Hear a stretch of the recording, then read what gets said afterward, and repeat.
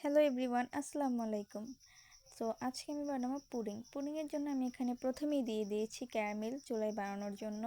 তো ক্যারামেলের জন্য আমি প্রথমে এখানে দিয়েছি চিনিটা এখন হালকা হালকা লালচে লালচে কালার হয়ে আসছে, আপনারা দেখতেই পাচ্ছেন।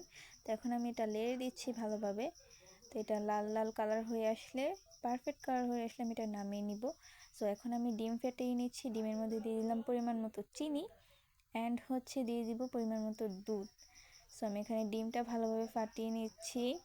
দেন আমি পরিমাণ মতো দুধ নিয়ে নিয়েছি, আপনারা দেখতে পাচ্ছেন।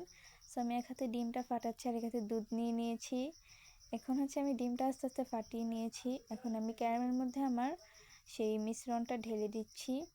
সো এখন আমি চুলায় বসিয়ে দিব 30 মিনিটের জন্য।